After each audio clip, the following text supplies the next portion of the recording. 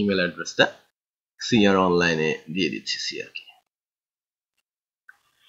আজকে আমাদের এলআইসিটি তালহা training PSP batch 4 এর 13তম ক্লাস, তাই না? HTML CSS তার সাথে কি আলোচনা হয়েছে? মিডিয়া কোয়েরি, গ্রেড সিস্টেম, বিশেষ কিছু বিষয় আলোচনা হয়েছে। আজকে থেকে পিএসপি এর আলোচনা শুরু হচ্ছে এবং শেষ পর্যন্ত চলবে। জাভাস্ক্রিপ্ট আসবে, বুটস্ট্র্যাপের উপরে অল্প কিছু ক্লাস পাবেন, কারণ এটা ডিজাইন ওরিয়েন্টেড ক্লাস না, ডেভেলপমেন্ট ওরিয়েন্টেড ক্লাস। আমি 4টা ক্লাস পেছনে আছি। আমাদের গ্রেড সিস্টেম পর্যন্ত আসতে 8টা ক্লাস হওয়ার কথা, বাট এই 4টা ক্লাস আমি কভার করব।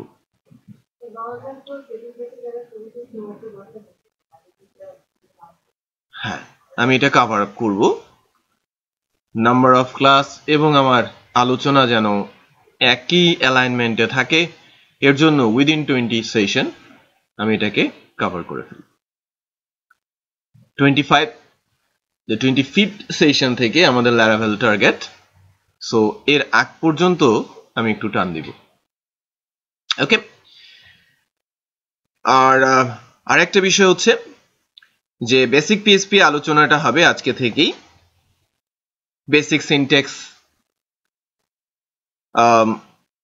Function, class, object oriented concept, CRUDing, then JavaScript, AJAX, then Laravel, right? So step by step আমরা বিষয়গুলোকে একটু কভার করতে করতে যাব। একটা অ্যাসাইনমেন্ট দেওয়া হয়েছে অন রিকোয়েস্টে, সেটা অ্যাকসেপ্টও করা হয়েছে। শনিবারে প্রজেক্টটা সাবমিট করার কথা ছিল, ওটা মঙ্গলবারে দেওয়া হয়েছে। ওকে, আপনাদের সিআর ফোন দিয়েছিল, অ্যাসাইনমেন্টের কথা শুনে অসুস্থ হয়ে গেছে। হাট্টা কাট্টা সুস্থ সবল ছেলে, সে বলে অসুস্থ। তো এরকম হলে কিন্তু মুশকিল।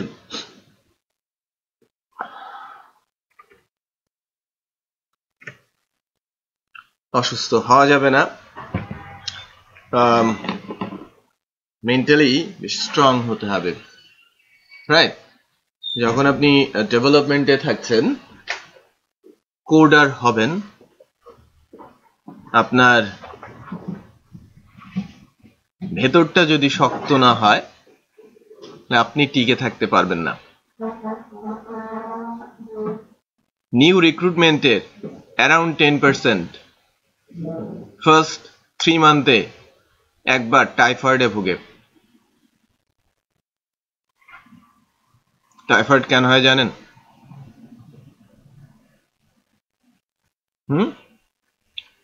প্রেশার আছে বাট এক্সপ্রেস করার সুযোগ নেই বা করতে পারছেন না। প্রেশারটা না নিতে পারার কারণে অ্যাবজর্ব করে ওটাকে যদি বের করে না দেয়া যায়, দেন ভেতরে ভেতরে রক্তের একটা কণিকা আছে, সেটা ফেটে যায় এবং জ্বর আসে, এবং লং টার্মে জ্বর আসে, যেটাকে আমরা টাইফয়েড বলে থাকি। মিনিমাম 15 দিন থেকে 1 মাস বেড রেস্ট দেয় ডাক্তার, এবং এটা হয়েই থাকে। সফটওয়্যার কোম্পানিতে যখন ঢুকবেন, ওর পরিবেশ, কাজের চাপ একটু ডিফারেন্ট। মালিক ডেভেলপারদের মেশিনই মনে করবে, সেটা মাথায় রেখেই আপনাকে ঢুকতে হবে। আমি বলতে পেরেছি? আপনি যদি নিয়ম মেনে চলেন আপনার গায়ে লাগবে না, আর আপনি যদি এলোমেলো চলেন আপনি সহ্য করতে পারবেন না। আমি বলতে পেরেছি? এই জন্য মেন্টালি একটু স্ট্রং হতে হবে। হ্যাঁ, যে কোনো সিচুয়েশনে দাঁড়িয়ে থাকার ক্ষমতা তৈরি করতে হবে। নর্মালি যেটা হয়ে থাকে, যাদের এই কেসগুলো হয়ে থাকে, বিশেষ করে টাইফয়েড জাতীয়, তারা ম্যাক্সিমামে জবটা হারায়। যেটা বোঝাতে পেরেছে? খুব কম কোম্পানি আছে আবার ব্যাক করলে তাদেরকে নতুন করে রিক্রুট করে, কারণ তারা ধরেই নেয় যে ছেলে এতটুকু প্রেশার নিতে পারলো না, সে ডেডলাইনের প্রেশার কিভাবে নেবে? ডেডলাইনটা কি, তাই না? আপনারা তো একটা ডেডলাইন নিয়ে আতঙ্কে থাকেন। ডেডলাইনটা কি? আপনারা কি ডিফেন্স দেন, প্রি ডিফেন্স দেন, রাইট? এবং এর জন্য 4 মাস 5 মাস আগ থেকে প্রিপারেশন শুরু করেন। অনেক আতঙ্কে থাকেন, বাট ওখানে ডেডলাইন প্রতি মাসেই আসতে পারে। তো ওই ডেডলাইনটা এরকম ডেডলাইন না, রাইট?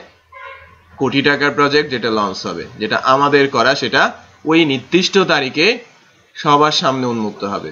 এর আগে আমার কাজ শেষ করতে হবে with bug free, right? So প্রেশারটা বি ডিফারেন্ট। ওয়ার্কলোডও থাকবে, মেন্টাল প্রেশারও থাকবে। ডেডলাইন গুলোতে নর্মালি যেটা হয়ে থাকে, ছেলেদের অফিস ছুটি দেয় না, মেয়েদের 11টা বাজে বাসায় পৌঁছে দেয়, আজান পড়লে গাড়ি করে নিয়ে আসে।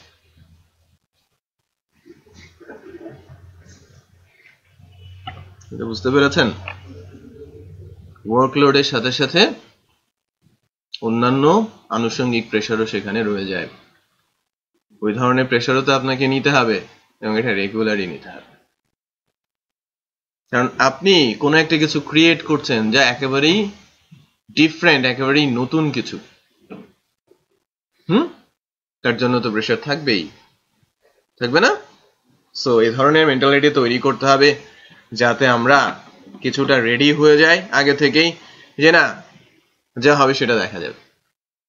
ওকে, একটা সাজেশন থাকবে, ফার্স্ট 2 ইয়ার্স যখন আপনি জবে আছেন, মোটামুটি একটু ফ্রি থাকার চেষ্টা করবেন মাস্টার্স বা আদার্স বিষয়গুলো থেকে, একটু নিজেকে দূরে রাখার চেষ্টা করবেন, যাতে আনুষঙ্গিক বিষয়গুলো আপনার ক্যারিয়ার ডেভেলপমেন্টের পেছনে ব্যাঘাত বা কোনো প্রকারের কোন অবস্টাকল তৈরি করতে না পারে। 2 ইয়ার্সে আপনি সেটেল ডাউন হবেন, দেন আপনি মাস্টার্স শুরু করেন, আপনি বিএ করেন, আপনি আর যা যা করার ইচ্ছে আছে সেগুলো করেন। এই 2-3 বছর আমরা বলি 2 to 3 ইয়ার্স পিরিয়ড বা 1 to 3 ইয়ার্স পিরিয়ড, এই সময়টা খুবই ক্রুশিয়াল আপনার ক্যারিয়ারের জন্য। বুঝতে পেরেছি? 3 বছর পরে আপনি বাসা ভাড়া করে বউকে নিয়ে থাকতে পারবেন, যে স্যালারি আপনি কোম্পানি থেকে পাবেন, এর আগে পারবেন না। বুঝতে পেরেছি? হ্যাঁ, ইঞ্জিনিয়ার তো একটা তো পর্যায়ে যেতে হবে আমাকে, তাই না? বুঝতে পেরেছি?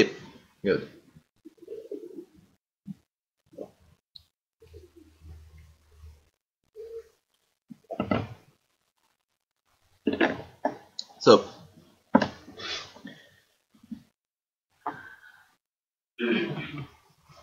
অনেকেই একেবারে সঙ্গে সঙ্গেই মাস্টার্সের পার্টটা চুকিয়ে ফেলে, রাইট?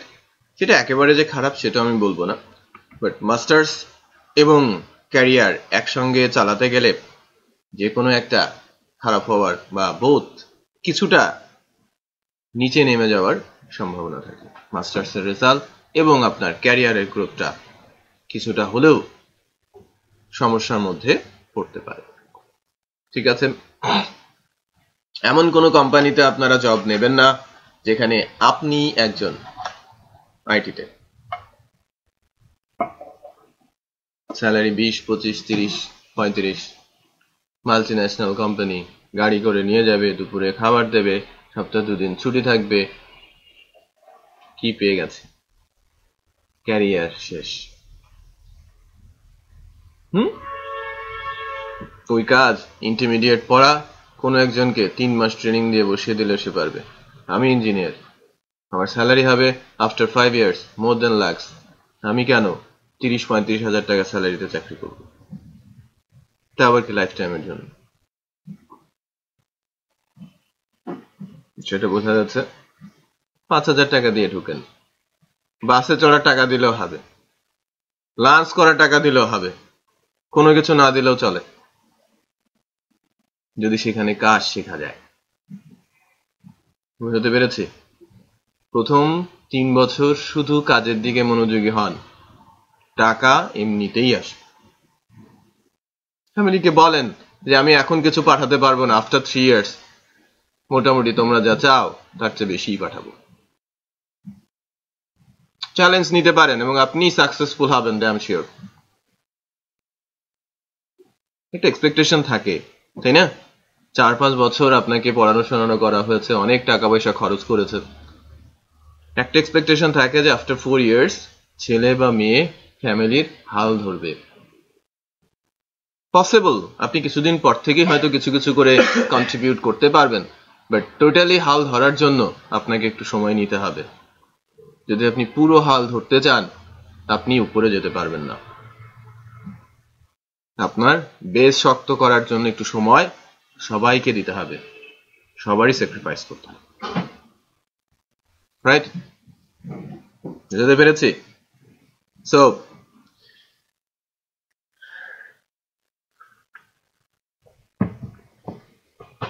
হ্যাঁ, আমরা রেডি হই, কিছু বেসিক লেভেল আলোচনা করবো আর কি আজকে পিএসপি প্রোগ্রামিং নিয়ে। পিএসপি হ্যালো ওয়ার্ল্ড করেছেন কতজন আছেন? হাত উঠায়। সিআর পাগল হয়ে গেছে। হ্যালো, হ্যাঁ ওয়েলকাম। হ্যাঁ, আপনাকে দেওয়া হয় না, আপনাকে ছাড়াই আমরা ক্লাস করছি। আপনি যেহেতু আসেন না, আপনার পানিশমেন্ট চলছে। হুম হুম হুম হুম হুম হ্যাঁ,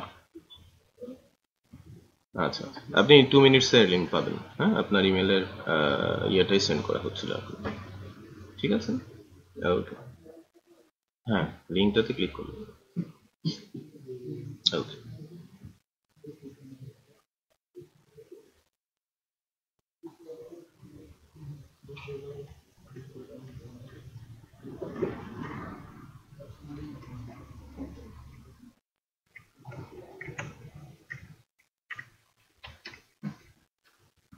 আজকে থেকে সবাই এই ইমেল অ্যাড্রেসে একটা করে স্প্যাম ইমেল দেবেন প্রতিদিন। ভিডিওতে রয়ে গেল, haidarantor@gmail.com।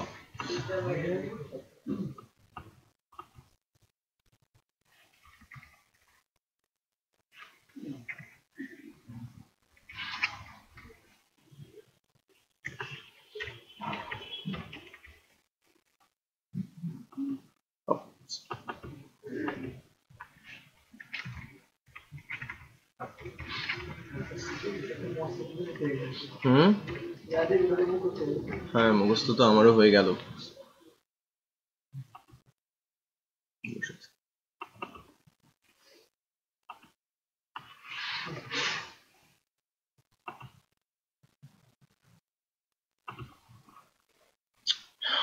ওকে, ওর কাছে ইনভাইটেশন গেছে।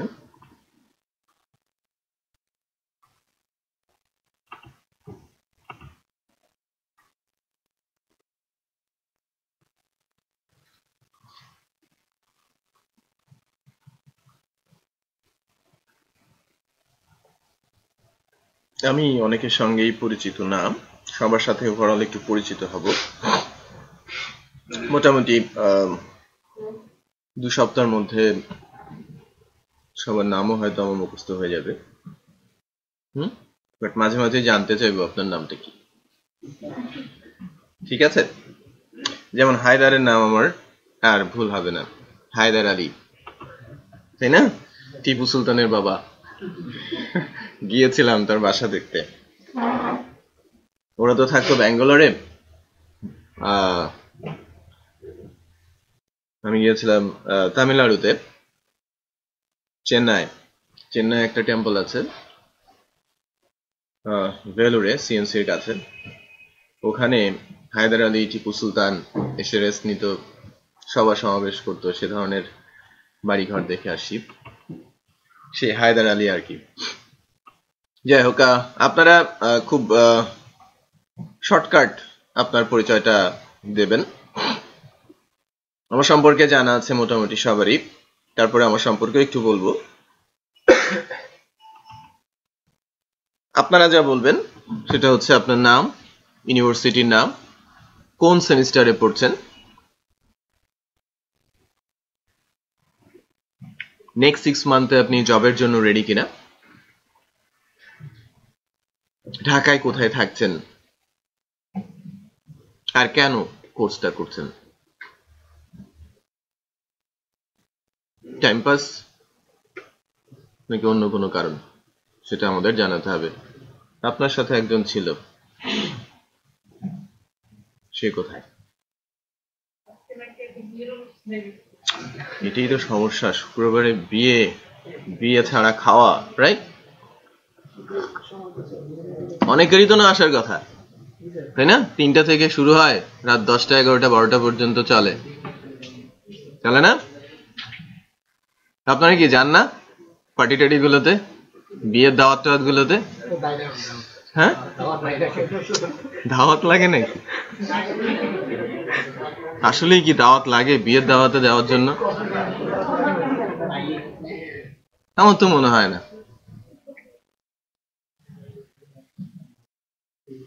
গ্রামে থাকাকালীন ক্লাস 9-এর পরে এবং ঢাকা আসার আগ পর্যন্ত শুক্রবারে একদিন দুপুরেও খাই নাই বাড়িতে।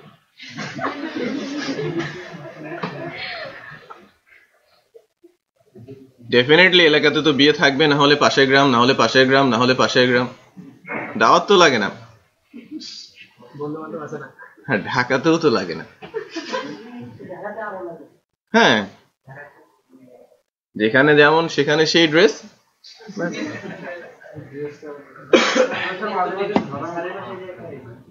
সমস্যা কি? পাশে তো আরো আছে।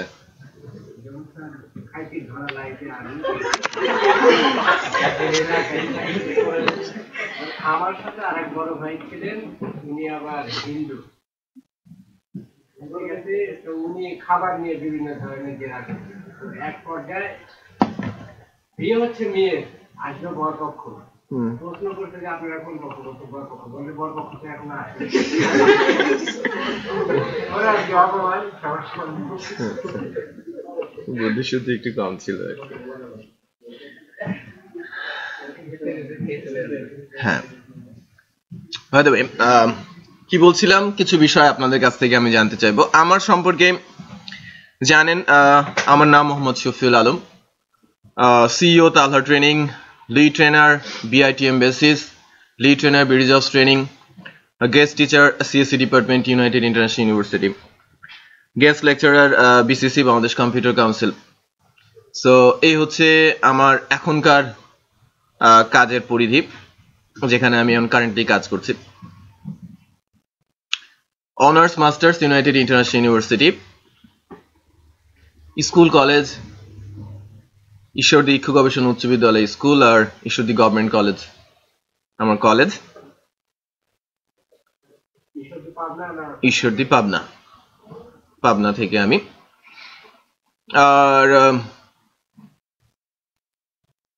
ক্যারিয়ার শুরু 2005-এ ডেভেলপার হিসেবে, 2005 to 2009 কোডার হিসেবে কাজ করেছি অ্যাথানা সফটওয়্যার অ্যাসোসিয়েট লিমিটেড। ফার্স্টে কাজ করেছি UIZNet-এ, ইউনাইটেড গ্রুপের একটা সফটওয়্যার কোম্পানি। দেন অ্যাথানা সফটওয়্যারে কাজ করেছি 3 years। দেন ট্রেনার হিসেবে কাজ শুরু করি ব্রিজ অফ ট্রেনিং-এ 2009-এ। BITM-এ কাজ শুরু করি, মানে বেসিসে কাজ শুরু করি ট্রেনার হিসেবে 2010-এর মাঝামাঝি। BITM হচ্ছে 2012-এর পরে বেসিসেরই একটা প্রতিষ্ঠান আর কি, সেখানে আছি সেখান থেকেই আর কি, শুরু থেকেই।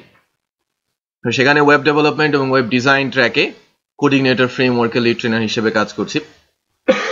মোর দেন 100 ব্যাচের সেখানে গেছে, মোর দেন 150 ব্যাচ BD জবসে গেছে এবং অ্যারাউন্ড 50 ব্যাচ আমাদের তাহলা ট্রেনিং থেকে গেছে। ওকে, আর এই আর কি। তো কারেন্টলি আমরা কাজ করছি ENY এর সাথে LICT প্রজেক্টে। আরো কিছু প্রজেক্ট নিয়ে কথাবার্তা চলছে, আল্লাহর রহমতে আমরা হয়তো আফটার 2 to 3 মান্থ আরো কিছু প্রজেক্ট আপনারা দেখতে পাবেন তালহা ট্রেনিং থেকে, বিশেষ করে অ্যান্ড্রয়েড অ্যাপস ডেভেলপমেন্টের ক্ষেত্রে। ওখানে আমরা ফ্রি ট্রেনিং শুরু করছি। ওকে, অ্যান্ড্রয়েড ডেভেলপার, গেম ডেভেলপার, মনিটনাইজ এবং UX ডেভেলপমেন্ট নিয়ে কাজ শুরু করব আমরা। এটা ICT ডিভিশনের একটা প্রজেক্ট হিসেবে আসবে, সরকারি অর্থায়নেই হবে সেটা।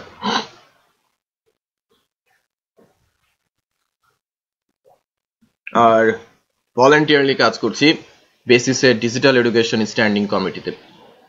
তো এছাড়া আমার সম্পর্কে আমার নাম, mobile number, email address, Facebook ID, যেটা আপনারা খুব বেশি ভালোবাসেন, টুইটার, লিঙ্কডইন, সকল ইনফরমেশনই আমি লিখে দিব।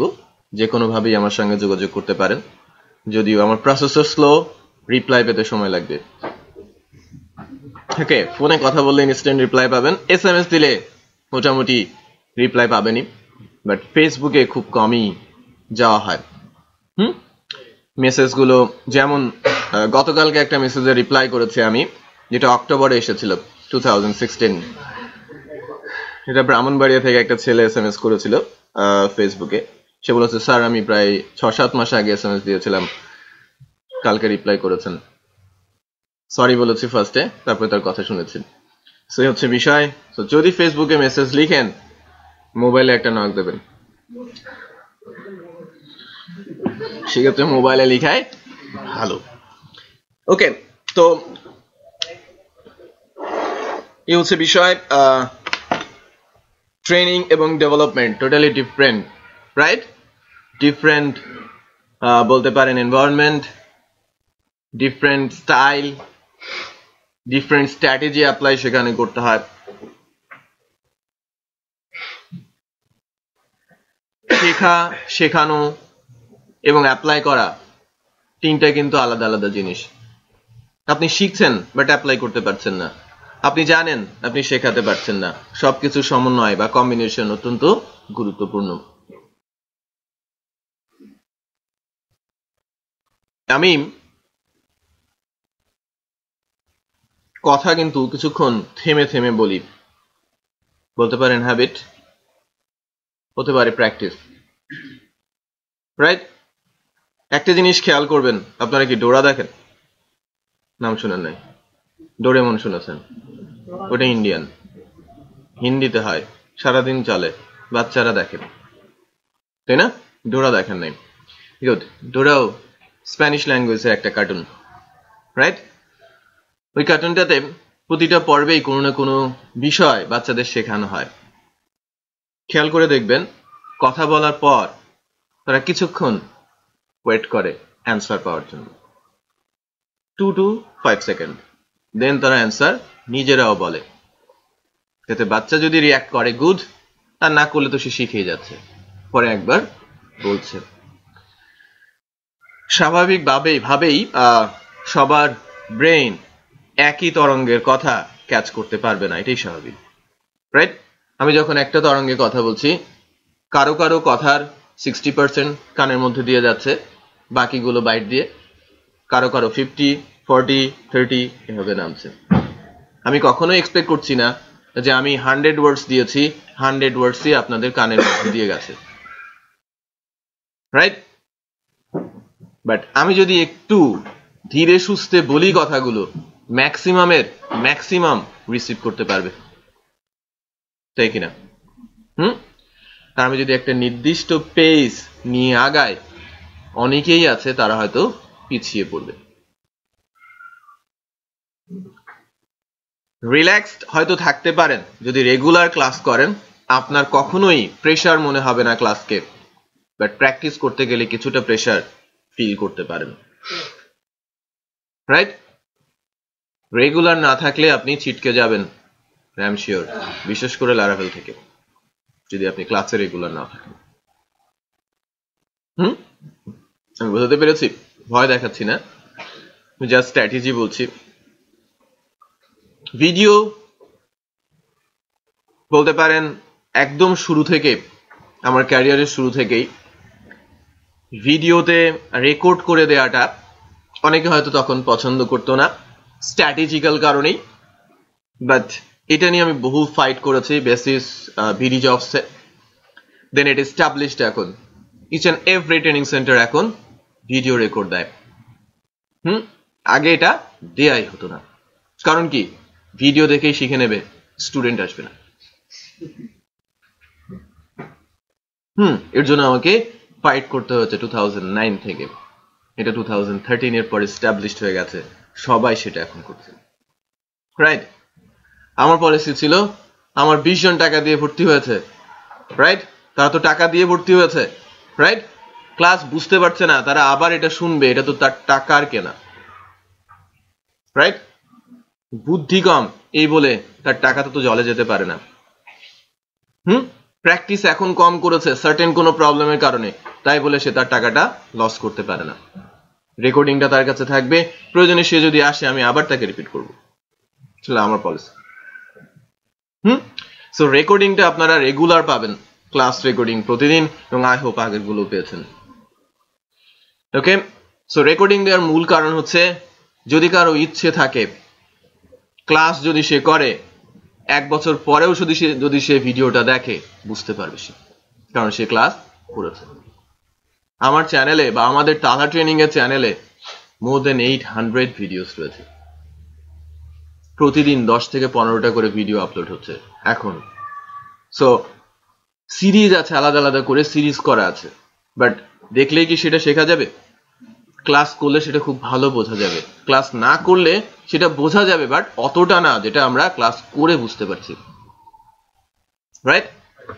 সাডেনলি যেটা আমরা দেখে থাকি যে আপনাদের কাছে তো রেকর্ডেড ভিডিওগুলো অনবোর্ডে ডেস্কটপেই থাকে, আমাদের সবচেয়ে বেশি রিপ্লাই করে থাকে ওই স্টুডেন্টরা যারা ক্লাসে নেই, রাইট? যারা হয়তো আমাদের এই চ্যানেলটার সাথে এই প্লেলিস্ট নিয়ে আগাচ্ছে, সে হয়তো ঢাকাতেই থাকে না, অথবা ঢাকাতে থাকে সুযোগ নেই কোর্স করার, হতে পারে সে পলিসিতে আসে নাই, সে গ্র্যাজুয়েট না, তার সময় নেই, সে চাকরি করে, অথবা পেইড কোর্স, তার টাকা নেই, বাট এই চ্যানেলটাতে সে কিন্তু খুব সহজে সেগুলোকে শিখে নিতে পারছে। আমরা কিন্তু তাদের জন্য কোডগুলো একটা নির্দিষ্ট জায়গায় রেখে ওখানে পোস্ট দিয়ে দিচ্ছি, যেখান থেকে তোমরা কোড নিয়ে নাও। তো এতে কি আমাদের স্টুডেন্ট কমে গেছে? আমরা পেইড কোর্সে ম্যাক্সিমাম স্টুডেন্ট পাই, আমাদের মার্কেটিং এর প্রয়োজন পড়ে না, ম্যাক্সিমাম স্টুডেন্ট আসে ওই ইউটিউব চ্যানেল থেকে ভিডিও দেখে। বুঝতে পেরেছি? কারণ তারা আরেকটু শিখতে চায়, 2-4 জনকে রেফার করে যে ভিডিও দেখেছি আরেকটু আপডেট হওয়া দরকার। ক্লিয়ার? ওকে, তো জুনায়েদ থেকে শুরু করব। জুনায়েদ বাবুনগরী, তাই না?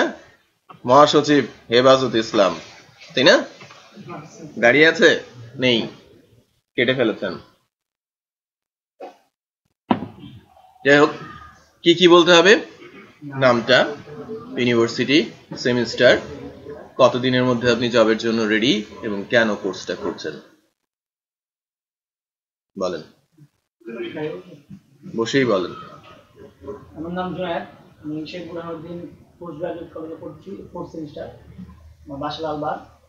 আর পিএইচপিতে আমি প্রায় 1 বছর যাবত কাজ করা শিখতেছি।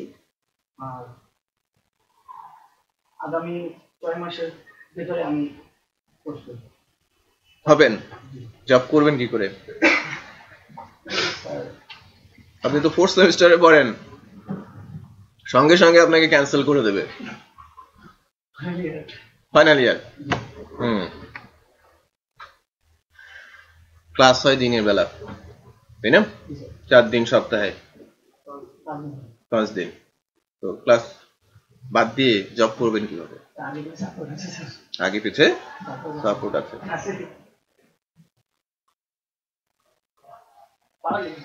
পারা যাবে। আজকে কি হচ্ছে ন্যাশনাল ইউনিভার্সিটিতে জানেন? কারেন্ট অ্যাফেয়ার্স পড়েন বা পড়বেন আগামী 30 দিনে। আজকে ফার্স্ট কনভোকেশন হচ্ছে ন্যাশনাল ইউনিভার্সিটি, আজকে হচ্ছে, ধানমন্ডিতেই হচ্ছে, আজকে সার্টিফিকেট দিচ্ছে ইরান কালচারাল সেন্টারে, মোস্ট প্রবাবলি তার পাশে। পোশাক দিচ্ছে, কনভোকেশন 17 তারিখ। কোথায়? ওই চিনমত্রীতে নাকি বসুন্ধরাতে? আচ্ছা,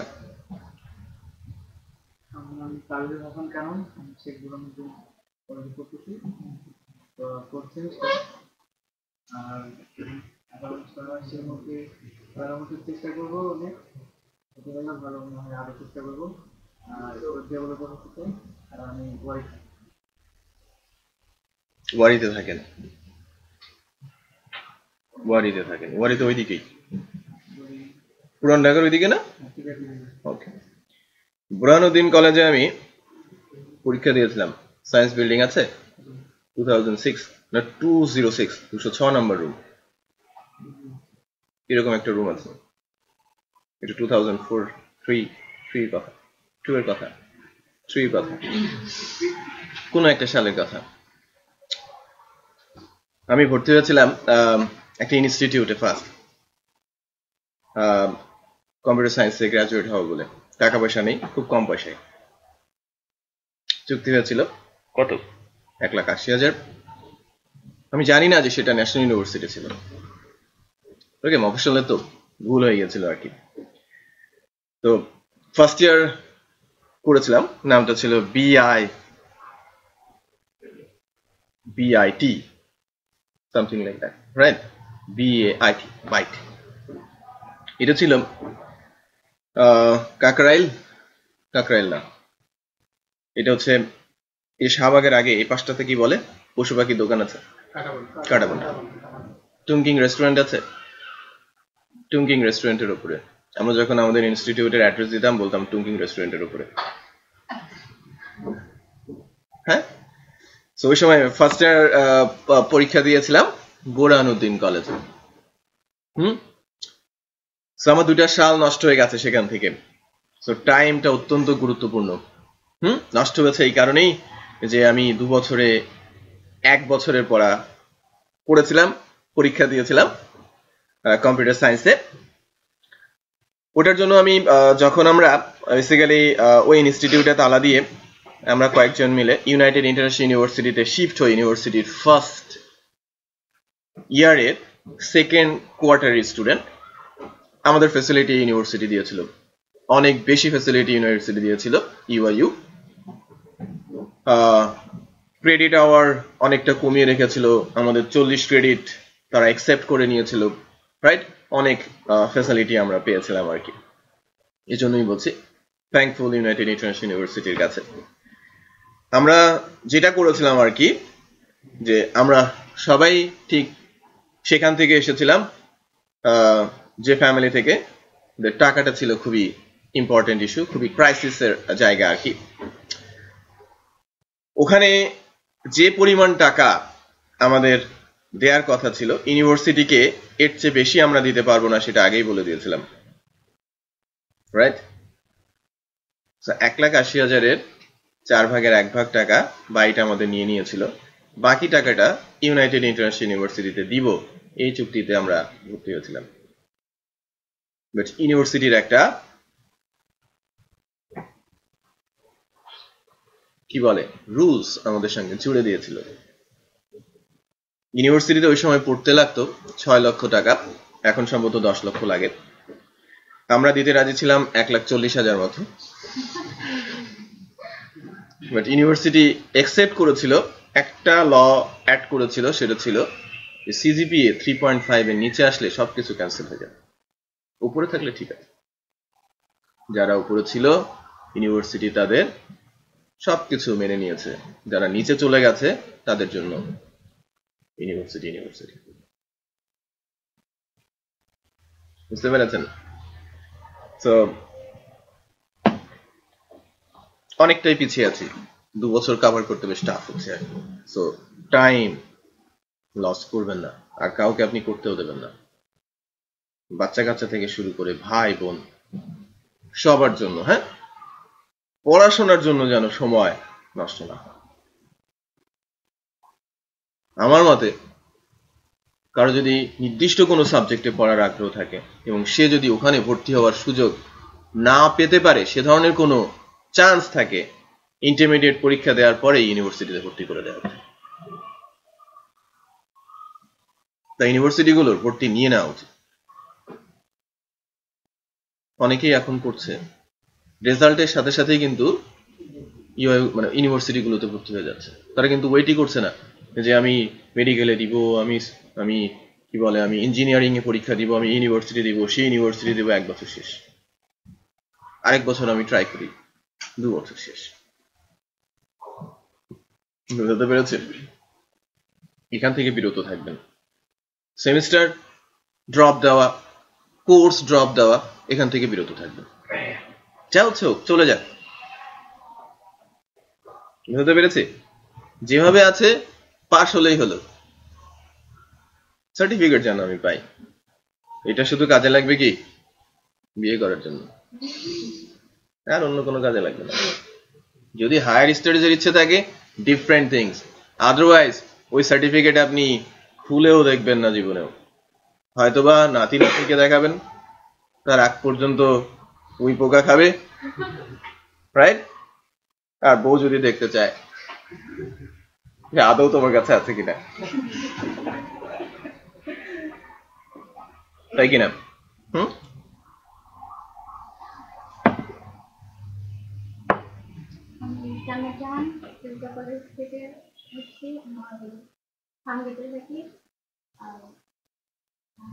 সাবজেক্ট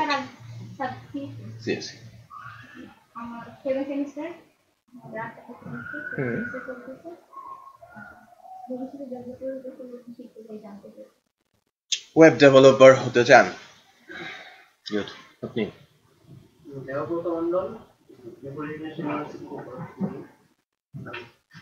কততম সেমিস্টার? 9 out of 12। ওকে।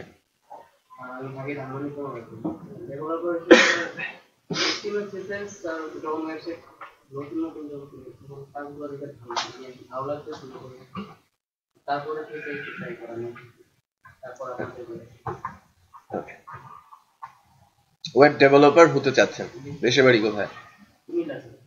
কুমিল্লা। আপনি?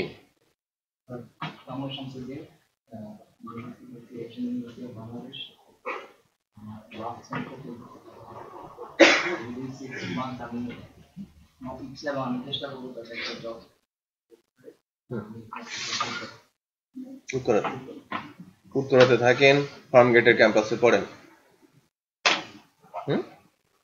ওনার জন্য একটা হাততালি দেন। রিজন শুধু উত্তরা থেকে আসে না, আপনি আমার ক্যারিয়ারের ফার্স্ট স্টুডেন্ট যে এশিয়ান ইন্টারন্যাশনাল ইউনিভার্সিটি থেকে পড়ছে। এশিয়ান ইউনিভার্সিটির ম্যাক্সিমাম স্টুডেন্টই ব্লাইন্ড, তারা টেকনিক্যাল জ্ঞান একেবারেই রাখে না। পাশেই বিআইটিএম, পাশেই বিডি জবস, লাস্ট 7 ইয়ার্স আমি একটি স্টুডেন্টও পাইনি। ট্রু। যদি অন্য কেউ থেকে থাকে তার জন্য তালে দিতে পারেন। রিয়ালিটি, ওকে, রিয়ালিটি। এরা কোথাও নেই। আমাদের চিন্তা যে আসলে এরা যায় কোথায়। হয়তোবা ইউনিভার্সিটি তাকে প্রসেস করে কোম্পানিতে ঢুকিয়ে দিচ্ছে, ইউনিভার্সিটি ইজ ভেরি গুড, অথবা তারা হারিয়ে যাচ্ছে। দুইটার একটা। পাশের জন্য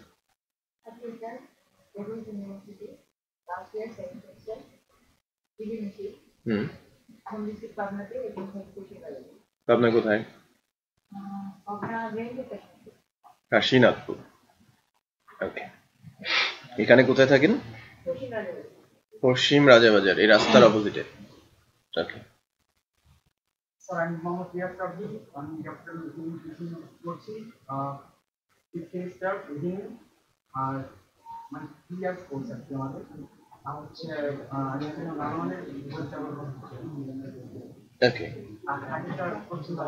পশ্চিম রাজাবাজার, ড্যাফোডিলের ম্যাক্সিমামই ওখানেই থাকে। ওই ড্যাফোডিলের ওপরেই শুক্রবার চলছে। এই পাশটা চলছে, এদের টাকা আছে। লেফট সাইডে যারা আছে সেটাই তো জানি। পানিও ওঠে রাস্তাতে, এখন ওঠে, এখন ওঠে, এখন ভালো, এখনো শুক্রবারে ওঠে। পশ্চিম পূর্ব হাঁটু পানি হয়ে যেত রাজাবাজারে বৃষ্টি।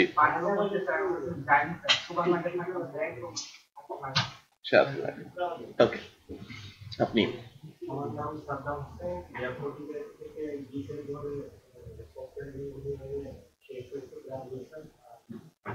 এখানে আসছি মানে কিছু শেখার জন্য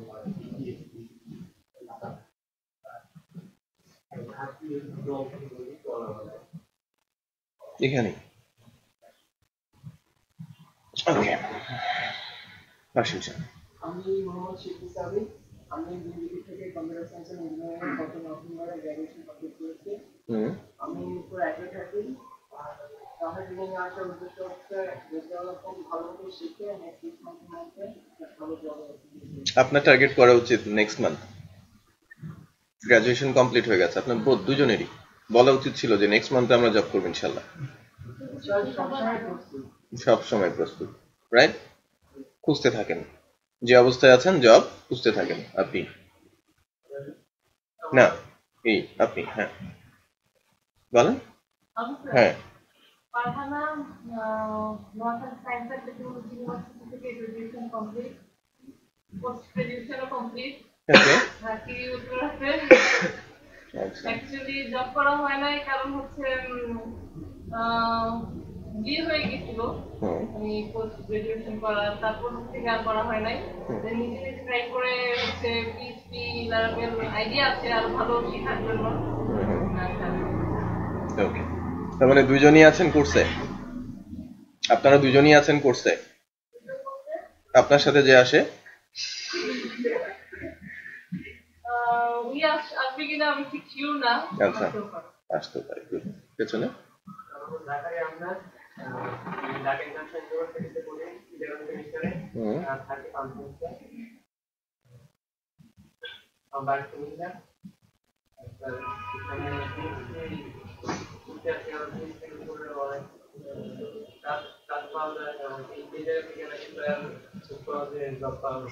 খুব সহজে জব পাওয়া যায়। আপনার বিপদ আছে।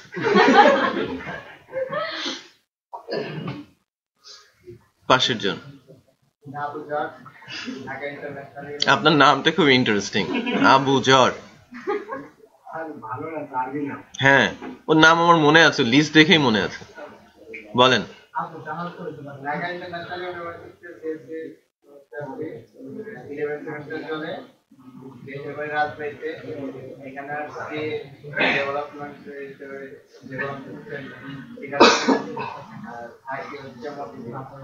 মতিঝিল থাকেন। ওকে, আপনি? সোহেল রানা, মাসুম রানা।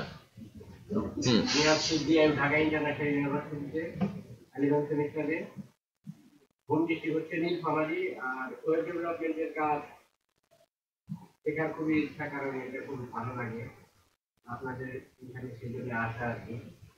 তো ইনশাআল্লাহ আগামী 6 থেকে 9 মাস 1 বছরের ভিতরে দেখি নিতে পারি কিনা। হোম ডিস্ট্রিক্ট জন্মস্থান হচ্ছে সিরাজগঞ্জ, আর এমনি ফ্যামিলি সহ থাকা হয় নীলফামারী। আচ্ছা, সৈয়দপুর থানা। ঠিক আছে, বলো।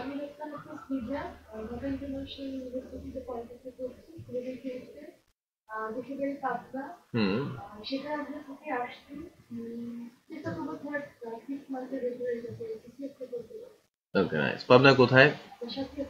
সাথিয়া। আপনি? আমার নাম সজল কুন্ডু। আমি ঢাকা ইন্টারন্যাশনাল ইউনিভার্সিটিতে পড়তেছি 11 সেমিস্টার।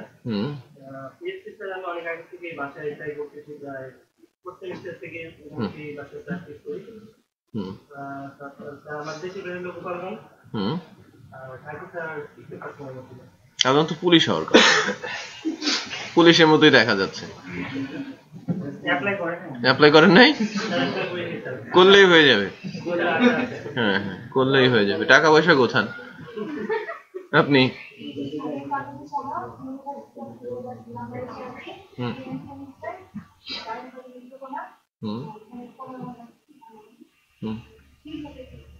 ফিল্ড হতে চান? পাশের জন?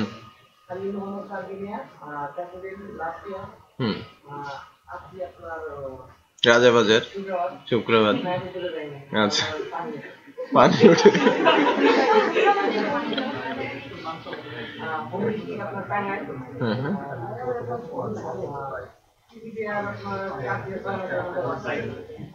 বাড়ি যাবেন কবে?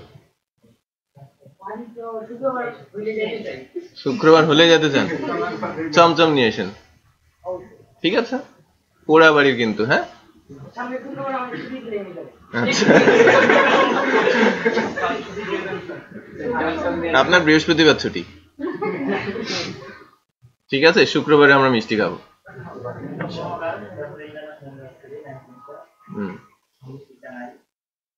পাশাপাশি। আচ্ছা, পড়াশোনা কি শেষ? তাহলে তো পড়াশোনা আচ্ছা, বিয়ে তো করা লাগবে, করতেই হবে ভাই, বিপদ আছে। সার্টিফিকেট লাগে না? আচ্ছা, ভালো তো। হ্যাঁ, রেডি, তাই না? পাওয়া যায়? আচ্ছা, গুড।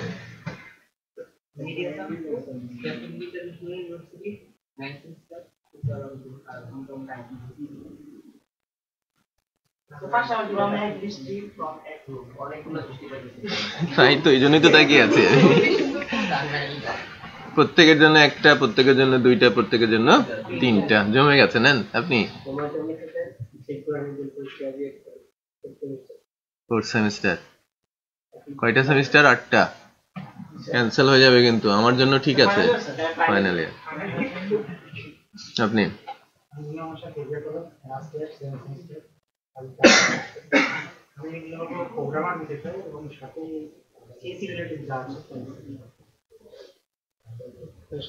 ইসলাম বিএসসি ইউনিভার্সিটি কমপ্লিট করছি ঢাকা কলেজ থেকে, আর থাকি হলো যাত্রাবাড়ি। জবের জন্য ট্রাই করতেছি এবং যে কোনো সময় প্রস্তুত। কোন সাবজেক্টের? জিওগ্রাফি অ্যান্ড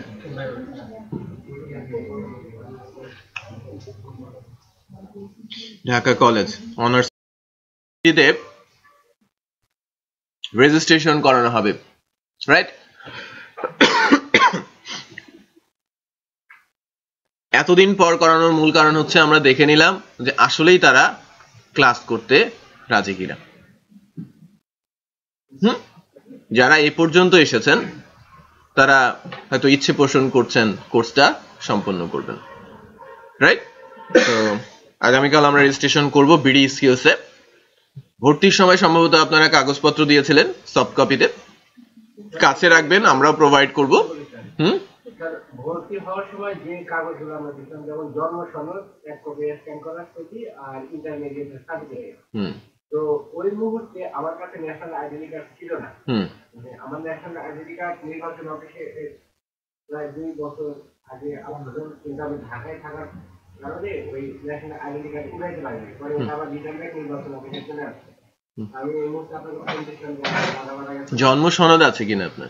ওটা দেওয়া হয়েছে, এখন ন্যাশনাল আইডেন্টি কার্ড বাসায় গিয়ে নিয়ে আসা হয়েছে। নো প্রবলেম, আপনার ওইটা কাজে লাগবে আগামীকাল। সো আপনি যেটা ইউজ করেন, জন্ম সনদও দিতে পারেন, ন্যাশনাল আইডি কার্ডের নাম্বারও দিতে পারেন। তবে ওই যে ম্যাম বলছিল যে ন্যাশনাল আইডেন্টি কার্ড লাগবে, হ্যাঁ ওটা প্রিফারেবল, রাইট? ওটা প্রিফারেবল। তো যদি থাকে দিতে হবে সেটা। ওকে, সো যারা রেগুলার আসে না তাদের জন্য এই মেসেজটা আপনারা দিয়ে দেবেন। হ্যাঁ, কালকে সার্ভার ওপেন হবে এবং কালকে 3টা থেকে হয়তো 6টা পর্যন্ত সার্ভার ওপেন থাকবে, দেন আবার বন্ধ হয়ে যাবে ফর তালহা ট্রেনিং। সো রেজিস্ট্রেশনটা সেরে ফেলতে হবে ফর 4th ব্যাচ। যারা উপস্থিত থাকবে না, রেজিস্ট্রেশন করবে না, তাদের জন্য প্রবলেম হবে কোর্সটা কন্টিনিউ করাটা। আচ্ছা, তো পরিচিত হলাম আর কি, মোটামুটি সবার সাথেই জানলাম, শুনলাম কে কি চাচ্ছে, কে কি করতে চাচ্ছে। সবাই কম্পিউটার সায়েন্সে 3 বছর, 4 বছর, 2 বছর করছেন। সো ডেফিনেটলি টার্ম নিয়ে কারো কোনো প্রবলেম হবার কথা না। বেসিক্যালি কমপ্লেক্স সিচুয়েশন তৈরি হয় ঠিক তখনই যখন অডিয়েন্স বা পার্টিসিপেন্ট কমপ্লেক্স হয়। বিভিন্ন সাবজেক্টে পড়েছে যাদের সংখ্যা অনেক বেশি, সাবজেক্টের সংখ্যা কি অনেক বেশি। 30 জন স্টুডেন্ট 15টা সাবজেক্টে পড়েছে, 10টা সাবজেক্টে পড়েছে, 5টা সাবজেক্টে পড়েছে, রাইট? বাট এখানে 23 জন স্টুডেন্ট মাত্র 2টা সাবজেক্টের, একটা জিওলজির, জিওগ্রাফির আর একটা কম্পিউটার সায়েন্স, তাই না? সো এখানে কষ্ট খুবই কম। হ্যাঁ, টার্ম নিয়ে, বিশেষ করে প্রোগ্রামিং টার্মগুলো আপনাদের সবার জানা, ওই টার্মগুলোই আলোচনা হবে যেটা আপনারা সি তে হয়তো শিখেছেন। সি কি ফার্স্ট ইয়ারেই শেখানো হয়, ইভেন ফার্স্ট সেমিস্টারেই শেখানো হয়, তাই কিনা? সো প্রোগ্রামিং টার্ম যখনই আলোচনায় আসবে, কেউ যদি বুঝতে না পারেন সেটা মাথার মধ্যে না রেখে দেয়াই ভালো, সঙ্গে সঙ্গে কোশ্চিন করাটাই উত্তম। আদারওয়াইজ পরবর্তী সময়টুকু আপনার নষ্ট হয়ে যাবে ক্লাসের, রাইট? আমি কোনো একটা টার্ম বুঝি নাই, ওইটা নিয়েই মাথার মধ্যে ঘুরপাক খাচ্ছে, আমি টিচার কি বলছে সেটা মনোযোগ দিতে পারছি না। সঙ্গে সঙ্গে কোশ্চিন করতে হবে আপনাকে যে আমি বিষয়টা বা এই কথাটাই বুঝতে পারিনি, কোন একটা পার্টিকুলার টার্ম আমি বুঝতে পারিনি। হয়তো একটা টার্ম একটা সাবজেক্ট আমরা জাস্ট পাস করার জন্য পড়ে গেছি, বাট ভেতরে কি আছে কিছুই জানি না, তাই না? যেমন কম্পাইলার, আমি হয়তো বলবো যে এটা কম্পাইলারের কাজ, বাট কম্পাইলার কি একটা সাবজেক্ট? 4 মাস আপনারা পড়েছেন, বাট কম্পাইলার জাস্ট ওয়ার্ডটার মিনিংই আপনি ঠিক মতো জানেন না বা বোঝেন না, এক্সাম্পল বলছি। বাট এই বিষয়গুলো একটু খোলাসা করার চেষ্টা করতে হবে। পড়াশোনাটা খুবই গুরুত্বপূর্ণ আর কি, আপনি যদি ভালো করতে চান আপনাকে প্রচুর পড়তে হবে, রাইট?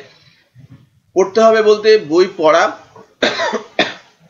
কেই যদি পড়া বলা হয় তাহলে মনে হয় আমার ভুল হবে। আমার লজিক অনুযায়ী যেখান থেকে বা যেভাবে আমি শিখতে পারি সেটাকেই আমরা পড়াশোনা বলতে পারি। পড়া কিন্তু বলা হয় না, পড়াশোনা বলা হয়, তাই না? আমি পড়ে শিখতে পারি, আমি শুনে শিখতে পারি, রাইট? আমার যদি পড়তে ভালো না লাগে, ভিডিও আছে, আমি ভিডিও দেখি, আমি কমফোর্টেবল ভিডিও দেখতে, রাইট? কেউ বলবে আমি আরাম করে শুনবো আর শিখ, কারণ আমি অলস মানুষ। বিষয়টা বোঝা যাচ্ছে? একটা বিষয় কিন্তু আপনাদের মেনে নিতেই হবে, আমাদের সুযোগ সুবিধা দেওয়ার জন্য যা তৈরি হয়েছে বিশ্বে সব অলস মানুষরাই তৈরি করেছে, কারণ তারা অলস, সুবিধার জন্য তারা যা ইচ্ছে তাই করতে পারে। বুঝতে পেরেছেন? তো যারা অলস তাদের গালাগালি করা ঠিক না।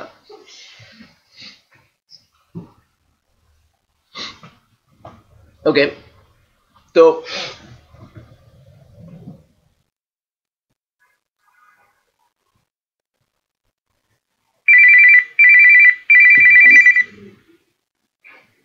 হ্যালো, হ্যাঁ ওয়ালাইকুম আসসালাম। হ্যাঁ রেমন বলেন বলেন বলেন।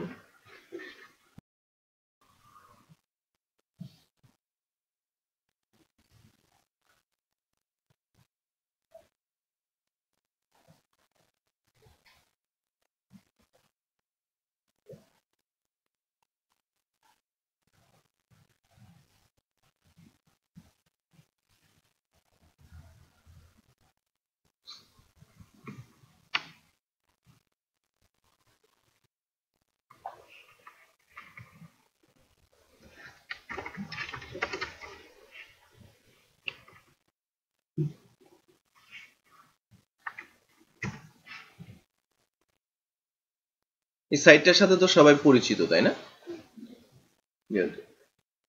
সাইটটাতে তো আপনাদের অ্যাকাউন্ট আছে, রাইট? রেজিস্ট্রেশনের পর, কোর্স রেজিস্ট্রেশনের পর কি একবারে ঢুকেছেন? ঢুকেছেন, কারণ অ্যাসাইনমেন্ট সাবমিট করতে হয়, তাই না? চলো,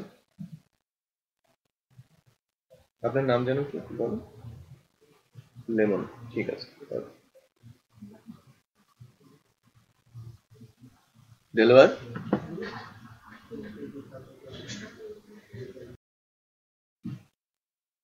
ওকে। সো এটা একটা ওয়েবসাইট, তাই না? এটা একটা ওয়েবসাইট। এটা কি ধরনের ওয়েবসাইট? Dynamic website. এটা একটা এডুকেশনাল নেটওয়ার্ক বেসড সাইট আমরা বলবো, বাট এটা ডাইনামিক সাইট। আমরা যে অংশটুকু দেখতে পাচ্ছি সেটাকে আমরা নর্মালি ওয়েব পেজ বলছি, রাইট? এই পেজটা যে মাধ্যম দিয়ে এসেছে সেটাকে আমরা বলছি ইন্টারনেট।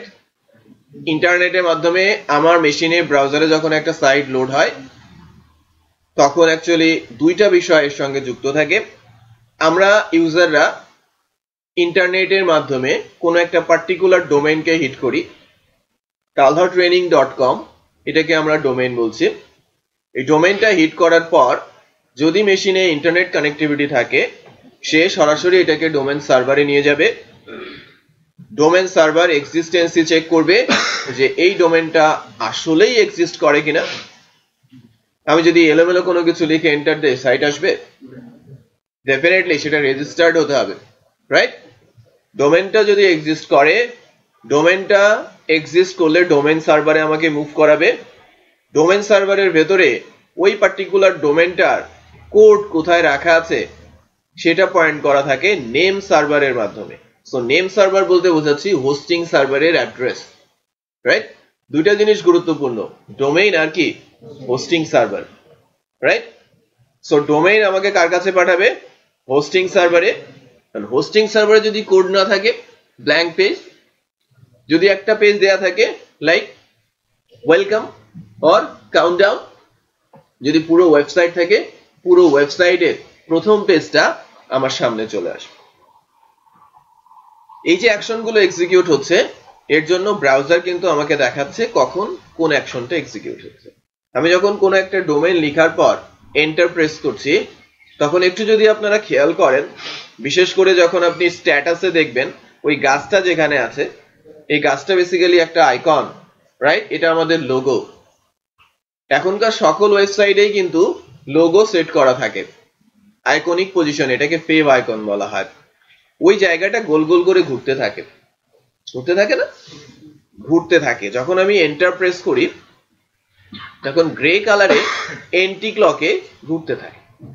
তার মানে সে শুরুতে ডোমেইন সার্ভারে যায়, ডোমেইন সার্ভার থেকে হোস্টিং সার্ভারে যায় প্রথমবার, কিন্তু দ্বিতীয়বার কিন্তু ডোমেইন সার্ভারে যায় না, সরাসরি হোস্টিং সার্ভারে পয়েন্ট করে যখন সে ডোমেইনটাকে এই ব্রাউজার রেজিস্টার করে ফেলে। প্রত্যেকটা ব্রাউজার যখন নতুন করে সাইট হিট করা হয়, একেবারে ব্র্যান্ড নিউ সাইট যদি হিট করেন আপনি, যে আপনি জীবনে ওই সাইটটা ভিজিট করেন না, ওই পেজটা আসতে কিন্তু সময় নেবে, পরের বার থেকে সময় অর্ধেকটাই নেমে আসে। কারণ কি? সে ডোমেইন চেকিং এ যায় না, রাইট? সো যখন এন্টি ক্লকে ঘুরছে গ্রে কালারে, দ্যাট মিন্স সে স্টিল সার্ভারের দিকেই যাচ্ছে, ডোমেইন সার্ভার থেকে হোস্টিং সার্ভার। কোড এক্সিকিউট করার পর যখন ডাটাটা ট্রান্সফার হয়ে আমার ব্রাউজারের দিকে আসে, তখন সে ক্লকে ঘুরতে থাকে এবং সেটা গ্রিন কালার। তোমরা চেক করেছি না? আগে থেকে জানার কথা। আমরা যখন কম্পিউটার সায়েন্সে পড়ছি অনেকবার ফেসবুক খুলেছি, রাইট? অনেক সাইট আমরা ভিজিট করেছি, বিষয়গুলো আমরা হয়তো দেখেছি। তো যদি না দেখে থাকি, এবার থেকে খেয়াল করবেন যে পেজটা কিভাবে লোড হয়ে আসে। আর একদম বটমে লেফট সাইডে দেখবেন যেন চটচট করে কিছু অ্যাড্রেস চেঞ্জ হচ্ছে কানেক্টিভিটির জন্য। হ্যাঁ, ওই সাইটটা বা ওই সার্ভারটা কার কার সাথে কিভাবে কানেক্ট করার চেষ্টা করছে।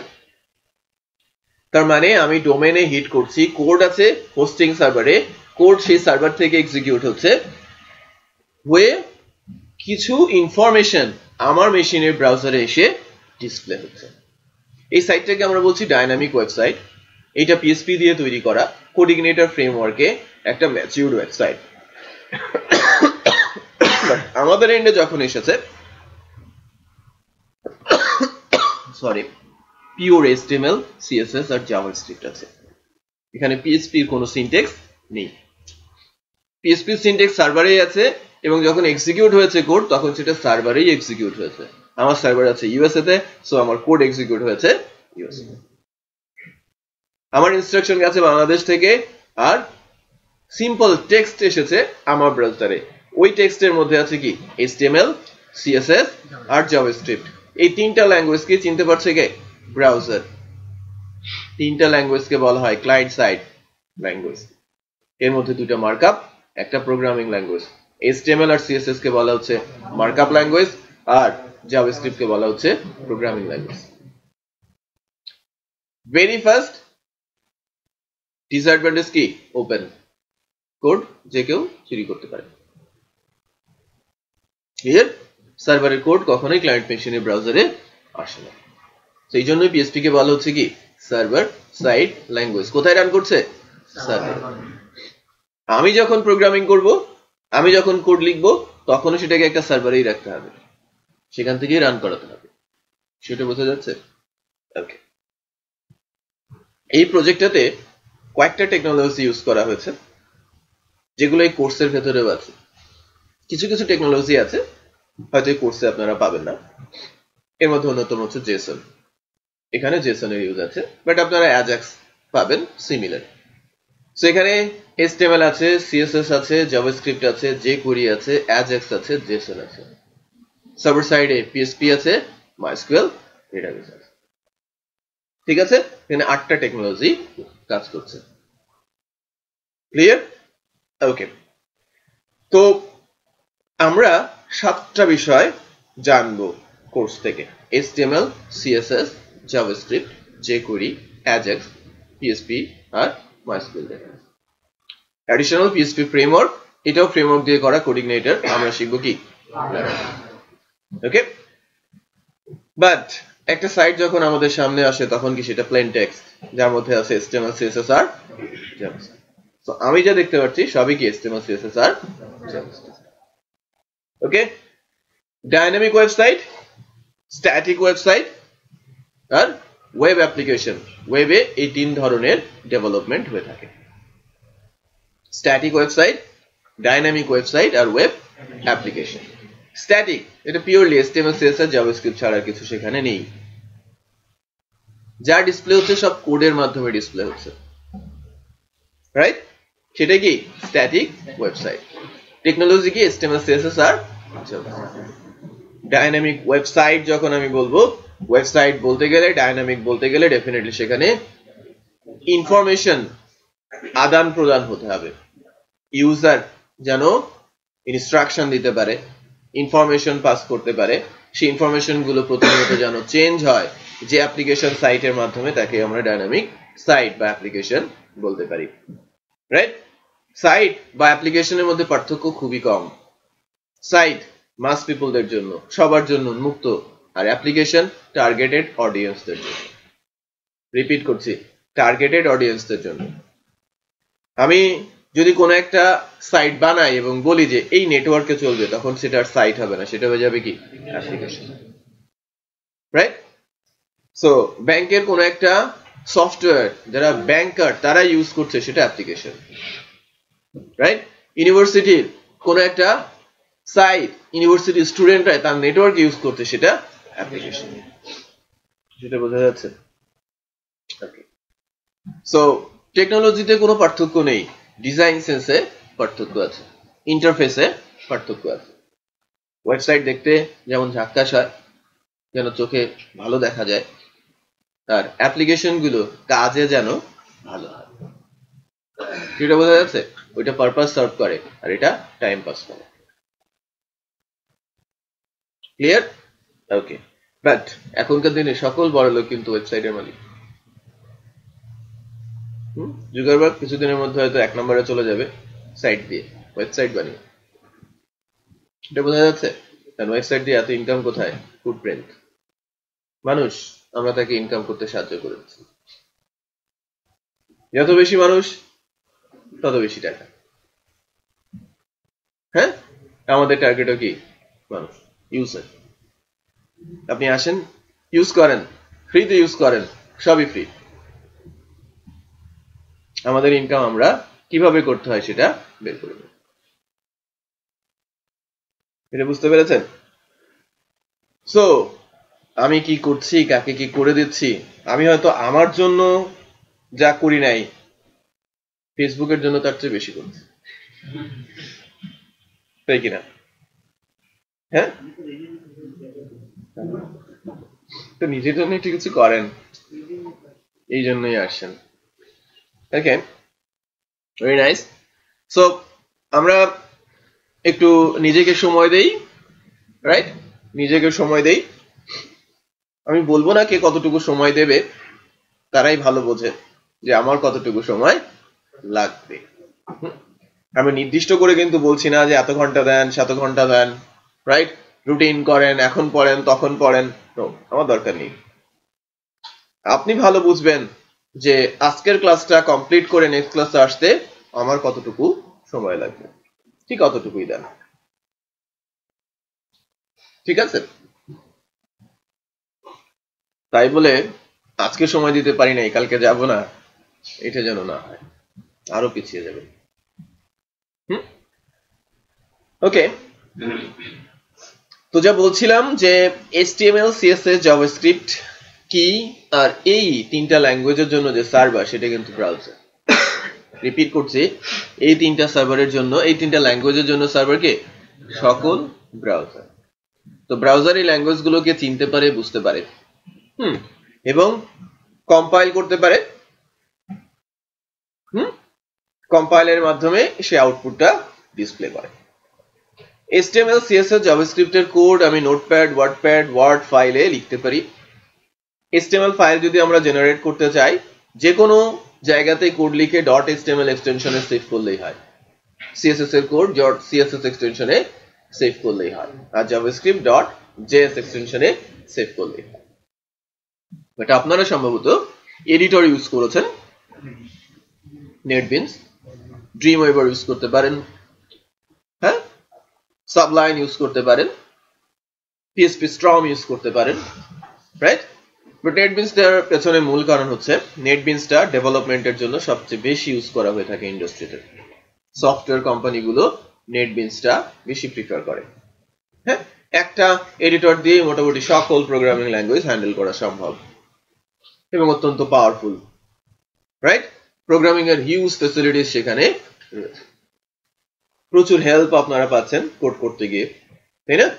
তো যেটা অ্যাকচুয়ালি ওয়ার্ডপ্যাডে সেটা করা সম্ভব না, বা হেল্প পাওয়াটা পসিবল না, তাই কি না?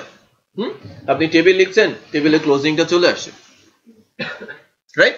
সো কোন একটা ট্যাগ ওপেন করছেন, কোন একটা ট্যাগ অটোমেটিক ক্লোজ হয়ে যাচ্ছে। CSS লিখতে যাচ্ছেন, যত সাজেশন আছে সব দিয়ে দিচ্ছে, রাইট?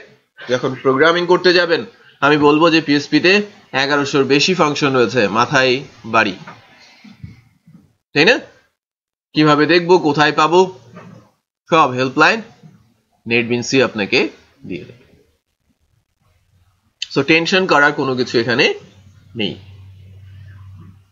প্রোগ্রামিংটা বেসিক্যালি ওই নকশিকাঁথা সেলাই করার মতো, সেলাই করা শিখেন, প্রোগ্রামিং করতে পারবেন। বুঝতে পেরেছি? কিছু রুলস রেগুলেশন মেনে চলেন, প্রোগ্রামিং করতে পারবেন। সিনট্যাক্স শিখেন, বুদ্ধি দিয়ে সিনট্যাক্স গুলোকে ইউজ করেন, প্রবলেমের সলভ করেন, ওটাই প্রোগ্রামিং। হ্যাঁ, সো ফার্স্টে আপনাদের সিনট্যাক্স শেখানো হবে PHP তে, PHP কিভাবে লিখতে হয়। HTML এ যেমন আপনারা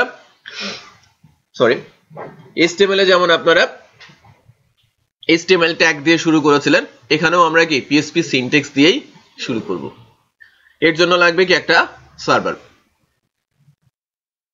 PHP server side scripting language, আমরা জানি, রাইট? এবং PHP সার্ভার সাইড স্ক্রিপ্টিং হওয়াতে সার্ভার ছাড়া PHP রান করানো যাবে না। আর PHP সার্ভার হিসেবে কাজ করবে কি? অ্যাপাচি। IIS নামে আরেকটা সার্ভার আছে যেটাতেও PHP রান করতে পারে, বাট IIS এর ডিসঅ্যাডভান্টেজ হচ্ছে কেস সেনসিটিভ না, এটা উইন্ডোজের একটা কম্পোনেন্ট, আর উইন্ডোজে প্রোগ্রামিং করতে নিষেধ করা হয়। হ্যাঁ, বাট আমরা সবাই উইন্ডোজই প্রিফার করি, উইন্ডোজ ইউজ করি। হ্যাঁ, প্রবলেম নেই, সহজ, লাইফটাকে ইজি করে দিয়েছে। হ্যাঁ, এটা অপারেটিং সিস্টেমটাই কেস সেনসিটিভ না, আপনি ভুল করবেন অনেক বেশি। উইন্ডোজ ক্যাপিটাল এ স্মল এ বোঝে না, সহজ কথা। সো আপনি যখন প্রোগ্রামিং করছেন, 1000, 10,000, 1 লাখ, 10 লাখ লাইনের কোড লিখেছেন, সেখানে 10টা মিস্টেক হওয়ার সম্ভাবনা থাকতেই পারে, এটা পয়েন্ট পার্সেন্টেজে যায়, নেগলেজেবল। বাট 10টা, 20টা বা 40টা বা 50টা বা 10টা এরর জেনারেট করতে পারে, লোকালে করবে না, লাইভে গিয়ে করবে। লাইভটা হচ্ছে হোস্টিং সার্ভার, ম্যাক্সিমামে কি Linux server, Linux case sensitive. বুঝতে পেরেছেন? সেই স্মল এ আলাদা চিনে, ক্যাপিটালে আলাদা, এটা হচ্ছে মূল কারণ।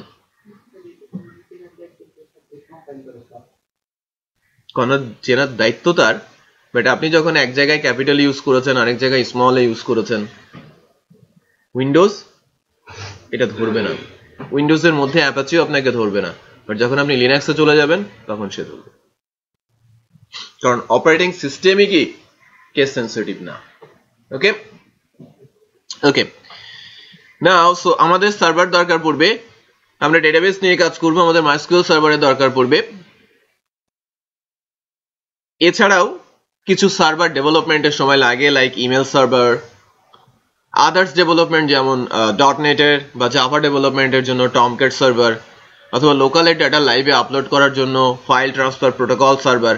সো এই বিভিন্ন ধরনের সার্ভারের প্রয়োজন পড়ে ডেভেলপমেন্ট পিরিয়ডে। এই কারণে ওয়েব ডেভেলপারদের কাজ বা লাইফটাকে ইজি করে দেওয়ার জন্য জ্যাম্প নামে একটা অ্যাপ্লিকেশন সফটওয়্যার আছে, এটাকে কিন্তু আমরা সার্ভার বলবো না। জ্যাম্পটা কি অ্যাপ্লিকেশন সফটওয়্যার, যেটা ইনস্টল করলেই আমার মেশিনে প্যাকেজ 5টা সার্ভার ইনস্টল হয়ে যায় এবং একটা প্ল্যাটফর্ম থেকে সেটা কন্ট্রোল করা যায়, রাইট? জ্যাম্প আছে, ওয়াম্প আছে, লিনাক্সের জন্য ল্যাম্প আছে, ম্যাকের জন্য ম্যাম্প আছে। আপনি খুব সহজে ওয়েব থেকে ডাউনলোড করে এটা ইনস্টল করে নিতে পারেন। আমরা জ্যাম্প ইনস্টল করব, জ্যাম্প ইনস্টলেশনের পর আর কি তার ভেতরে PHP সিনট্যাক্স গুলো দেয়া শুরু করব, ঠিক আছে? এখানকার মেশিনগুলোতে দেয়া আছে, আপনাদের বাসার মেশিনে কার কার দেওয়া আছে? ফারানার আছে, আর কার আছে? আপনার আছে, আপনার আছে, অনেকের আছে। আর যাদের বাসার মেশিনেও নেই, তার মানে কি তারা এখন পর্যন্ত PHP প্র্যাকটিস করেন নাই, রাইট? একেবারে প্রথম হবে তাদের জন্য, হ্যাঁ, আনইনস্টল করে দিয়েছেন। ওকে, নো প্রবলেম। তো আমরা আজকে আর শুরু করছি না সার্ভার ইনস্টলেশন, সার্ভার প্র্যাকটিস। আমি গল্প গুজব করে আজকে শেষ করতে যাচ্ছি, এই পর্যন্তই। একটা পরিচিতি আর কি, হ্যাঁ, যোগাযোগ তৈরি করা, যেহেতু অনেকদিন ধরে দেখা সাক্ষাৎ হবে, প্রত্যেকের মধ্যে প্রত্যেকের একটা যোগাযোগ থাকা অত্যন্ত জরুরি। গ্রুপটাতে একটু বন্ডিং চলে আসতে হবে, যা মোটামুটি দেখা যাচ্ছে, যেহেতু এক জায়গার করে অনেকেই রয়েছেন। সবার মধ্যে একটা ভালো রিলেশন থাকতে হবে, একজন আরেকজনকে হেল্প করার একটা প্রবণতা থাকতে হবে, গ্রুপ অ্যাক্টিভিটি বাড়াতে হবে ফেসবুক তালহা ট্রেনিং এ। ওকে, গ্রুপ অ্যাক্টিভিটি আপনারা বাড়াবেন, একজন আরেকজনের সাথে যোগাযোগ করবেন, প্র্যাকটিস করবেন, সাহায্য করবেন। ওকে, বিপদে পড়ে গেলে সব শেষে আমাকে নক করবেন, ঠিক আছে? আচ্ছা, তো এই হচ্ছে বিষয়। আজকের দিনের ভিডিওটা আমি একজনকে দিয়ে যাচ্ছি, সে সবাইকে দিয়ে দেবে আর কি।